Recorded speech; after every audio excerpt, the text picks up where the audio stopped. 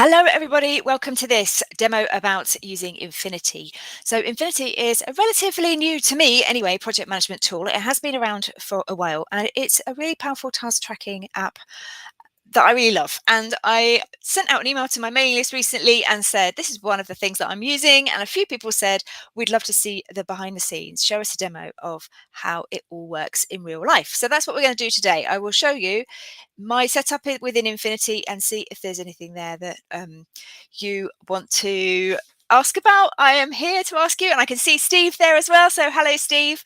Thank you for joining us today. So you don't want to see me, you want to see the tool, right? So let me see why that's not sharing. Can you see that? Yes, looks like you can. Great. So this is the main part of the Infinity workspace, and it's basically just a collection of boards. So if you're used to using Kanban boards, Trello, Asana, Airtable, anything that's kind of groups all of your things together, then this kind of dashboard is not going to be unfamiliar to you. What you can then see is the different boards that we've got set up, and I wanted to show you what you can do from here. So I have one workspace which is just our company name, and that's just us. You can see all the different people who are contributing to the different boards and how many items are in each one. And this is the huge one.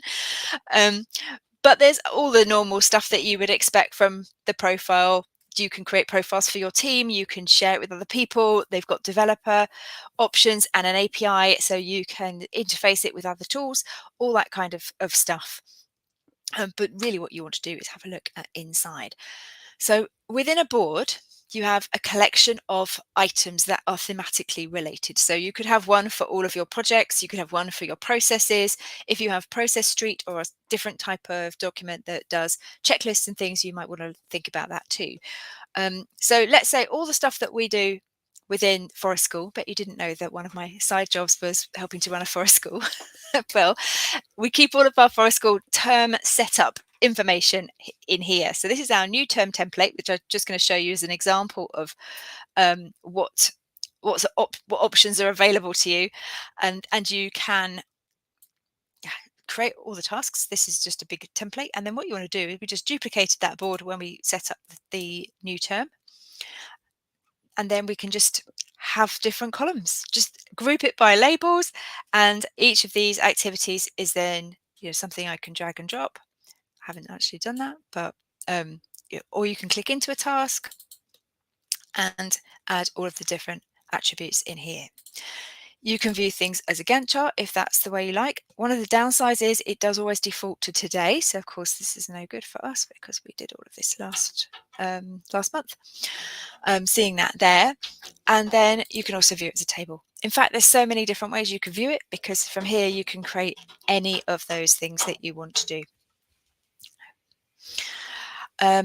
Okay, being distracted by a small child. Right, so let me show you a test board as well. So some of my projects I'm not able to actually show you, but I did want to I set this up earlier today just to give you a bit of an idea about how Infinity actually fits together. So there are so many different templates that you can create. When you create a board, it will give you the option of using a pre-populated template, and you can see what exists on the Infinity website.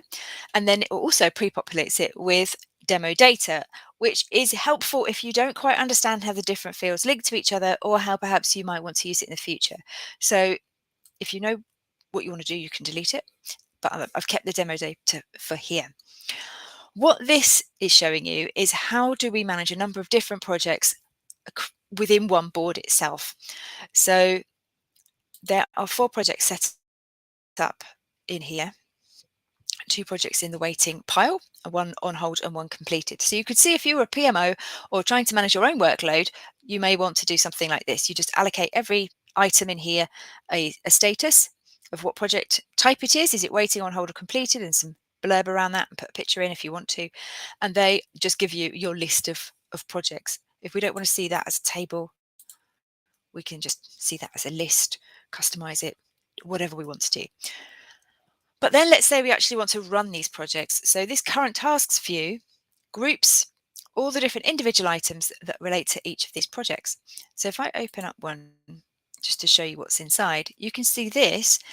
You don't have to create a field that just says project. It will link back to that project, which gives you so much flexibility to link different folders within each board to each other. The language of boards and folders did confuse me when I got started. The board is the overall container. You can have loads of different folders within your board, and then within each of the folders you can have subfolders, and then they can all link together. So it's very flexible in that respect. And you can see that, you know, with each activity, this is a label. You can create any fields you like, really. Priority levels you can assign to them. You can assign people to the work. Start dates, end dates allow you to put together Gantt charts or calendar views, and that gives you all the kinds of information that you would need for each of these projects. If that doesn't work for you, you can view them in a different format. So Kanban board view by status, or I'm not sure if we're going to be able to find this because we go back to 2021. See if we can get all the way across whenever these were. Here we go. So you can see how they've created a Gantt chart. One of the things I would say is that I don't feel that these Gantt charts are as feature rich as some of the other enterprise project management software tools that are out there. So if you were working with a construction, if you're working in construction, oil and gas, anything that really needs you to manage dependencies between tasks, I think that would probably be not necessarily impossible, but more tricky than this. I mean, this is fine. You know, let's say we want this to take longer. You can drag and drop them. It's easy to make those changes, but it's not necessarily straightforward in my mind to do that linkage between tasks for a true dependency and to have automated scheduling. So, you know, if this one was linked to that one, and then I change this, that doesn't move. Whereas in other tools like Microsoft Project, you could set it up so it does.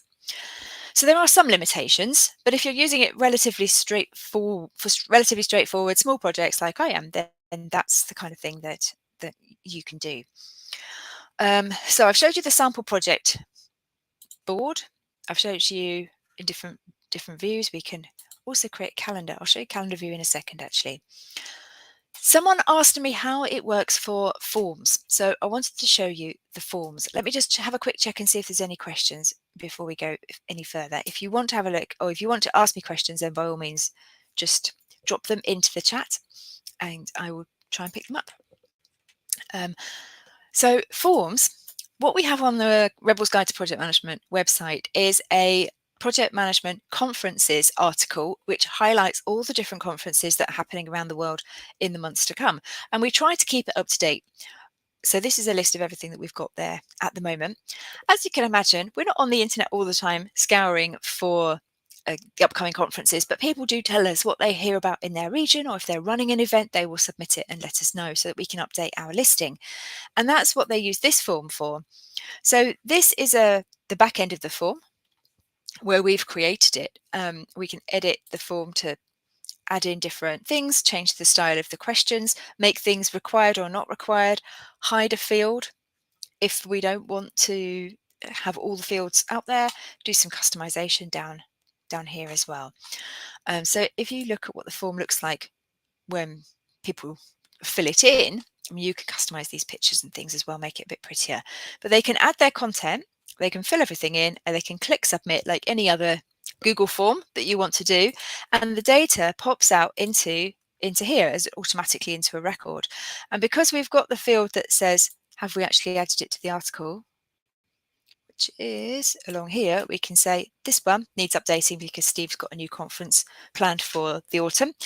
So we can quickly filter down there once a month or whatever, which records haven't we added? Okay, we need to add this one. Then when we do it, we can tick the tick box and then we're good. We know that that article's up to date with all the latest information that we have. Or if we wanted to do a special email out to everybody about what's coming up this particular month, we could filter it by date, for example. So there are different things that you can do with the forms, but it does create the data behind the scenes for you.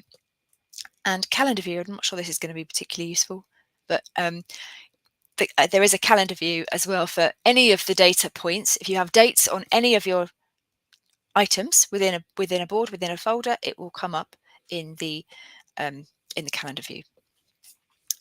Okay, so that's a little bit about lists and how Infinity deals with lists.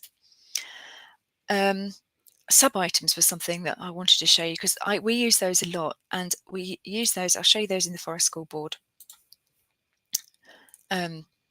Because one of the things I found is that I was creating tasks and then realizing that there was actually quite a lot of steps involved in doing the task. But I didn't want to create necessarily a brand new task for all of those items because that's tedious, isn't it? So send email to the current students, for example. At the beginning of each term in the Forest School, we would send out a message to all the people who came last year and said, do you want to come and be part of our Forest School Club this year too?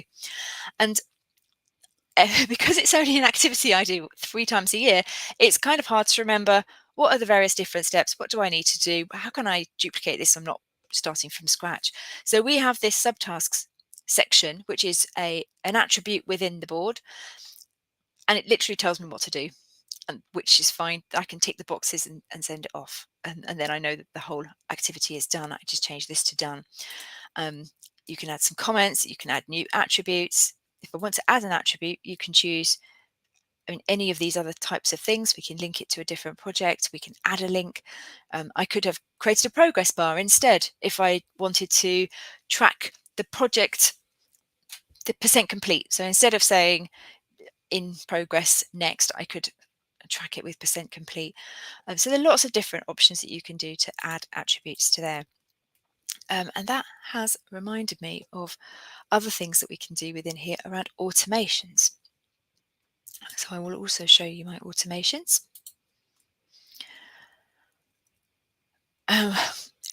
What we've got within the automations is a way of minimizing manual overheads. So for example, one of the things that we often do with blog posts is that we'll make a note to say that the blog post has been created and scheduled. But then, of course, when the scheduled date passes, the blog post is now not scheduled, it's actually live. So what we can do is create an automation, which I can't remember which one it is, but be one of these down here probably. When the date arrives, change this label to this. So instead of saying it's scheduled, automatically when this date arrives, when the scheduled date of the post arrives, change the label to this. You can also create recurring items, because I know that's another thing that people are often concerned about in task management tools, is that they don't want to have to manually create 12 items that say do project reporting, schedule steering group meeting. You can do this every time period, create an item. So we can choose the time period, choose what we need to do, create the item. Where is it going to go? It's going to go into this. And you can update, create a sub item. You can move it to somewhere else if you want to create an archive, quite a lot of things, or even just send a notification, prompt someone to do something by reminding them that they've got 3 days until this task is due, for example. So there's lots of different automated workflows that you can build into the tool. All right, let me just check for comments, because we've got a question here from Chris. What email sender do I use? I use ConvertKit. So that's that was an easy question. Steve says, can subtasks have their own due dates? These particular subtasks here won't have their own due date because they're like an item, but you can add sub items. Can you? I'm sure you can, because I had an email from them saying that they'd just added that feature. But each item can have a sub item now. Each task, if you like, can have an attribute of a sub activity that will allow you to be able to set a deadline for that. These subtasks here, I don't think you can set things for. This is more of a checklist. I've called it subtasks, but the type of attribute it is actually a checklist. So checklist would be a more relevant term for how this piece of content works, but you could create a subtask which would have all the activities, all the parameters as a big main task would, and dates would fit into that. That brings me nicely actually onto how do you get help? How do you find out all about these things? Because this help, the help section of a website is one of the first things that I look at when I do software reviews, because sometimes help sections can be pretty rubbish and you need to be able to feel confident you can get the support. So there is quite a lot already in here of all the different things that you can do, all help with the more complicated stuff as well as what all of these things do. I found I can't even remember what question I needed to know now, but I couldn't find the answer in here, or let's say I could find it, but I couldn't interpret it in the way that I wanted to. I couldn't make it do what I wanted. But the help people, there's a online chat, which doesn't look like it's there right now. Here it is. The online chat is super helpful. I've had such great responses from them. So it's really easy to get support if you need it. So if you, and also I was asking them questions on the sales page before I even bought the tool. So if you did want to get confirmation that you could do things in a certain way or that it is going to work for your organization, then it's certainly worth asking the question of the support team. I mean, they work office hours, they're not there 24/7, but they were always very responsive and they always gave me the answers that were helpful. So that was a good thing. So if I've poorly explained sub items, then I'm sure they'll be able to direct you to some better resources around that. Great. Okay, so one of the things maybe my colleague Shannon can do that, to drop in the chat if you are looking at Infinity as we are looking at it now. I have a affiliate link that you can use in order to sign up if you were interested in doing that. But the next thing I'm going to do is give you an example of a longer list. So the Forest School board is not very big. Project management conferences as lists go is 45 items. That's not very big either. But our biggest board is this one here with over 1,000 items. And this is a list of all the blog posts that we've ever written and ever published. And in fact, that's not even true because we've deleted a whole lot of content from sort of 2006 and beyond. The first few years of blogging, I wrote a lot of things that are not super relevant or helpful to anybody anymore. And so all of that stuff's gone. But we've got about 1,000 posts that we maintain, let's say that. So that list becomes hugely unmanageable. And you can see my screen struggling just to even load it, which is an issue with my computer when I'm doing live streaming. But what we can do is do various different views. So we have a calendar view, which is very useful for us because we can say, when are these things publishing? These are actually color coded. Everything's green because we're on top of everything at the moment, but they're color coded by publish date, which is helpful because you can see actually the text. Can you see that text? The text changes color when the dates have changed. And if the status is needing to be updated, then so I've just changed that now by publish date. But if the status needs to be updated, it would be red. The means that we're not on top of doing that work. And my computer seems to be running incredibly slowly, so I'm going to close down a couple of these windows. So we're filtering things as well by what work do I need to do? What am I trying to update here? You can filter this. This has been sorted by publish date, so to give me them in the right list. And I've filtered out all the normal things that you'd be able to do in a tool like Airtable or any database system that allows you to filter records.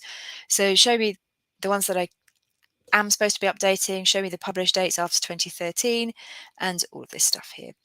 And then if we wanted to filter it even further, we've got what are my main articles around these various different topics. So if we want to talk about these things, then this is what we would be linking back to, lessons learned and things like that. So this is just a list view, but it's a different way of sharing the information where I've basically taken out an awful lot of the fields.